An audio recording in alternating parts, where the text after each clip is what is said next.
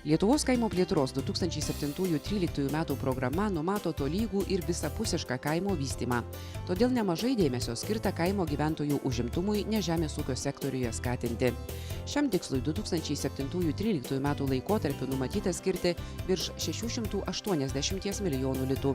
Didžiausia šios paramos dalis 407 milijonai litų tenka pagal paramos verslo kūrimui ir plėtrai priemonę įgyvendinamiems projektams. Nežemės ūkio verslas buvo remiamas netgi pagal 3 priemonės. Pirmoji buvo perėjimas prie nežemės ūkio veiklos.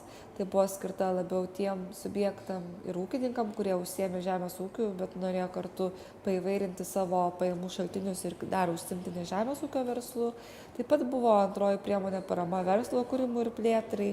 Na ir taip pat buvo priemonė, kurią labai visi žmonės turbūt gerai žino, tai kaimo turizmo veiklos skatinimas. Lietuvos kaimo plėtros 2007-2013 metų programoje numatytą paramą verslo kūrimui ir plėtrai pasinaudoję kaimo vietovių gyventojai galėjo pradėti naujus verslus, o jau dirbantys smulkūs kaimo verslininkai turėjo progą išplėsti gamybos ar teikiamų paslaugų apimtis.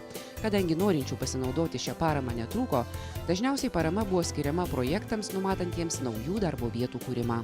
Poreikis vis dėlto kurti naujas darbo vietas kaimo vietovėse, ypač jaunimui, jisai išlieka ir tai yra dar vis pakankamai aktuali problema ne tik Lietuvoje, bet ir kitose ES valstybėse narėse.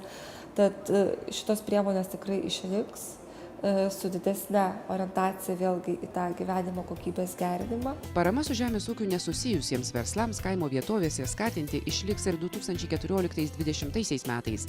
Numatoma šią paramą diferencijuoti ne pagal numatomą veiklos sritį, o pagal pareiškėjų specifiką. Ji bus skirtinga steigiantiems naują verslą ir plėtojantiems jau veikiantį.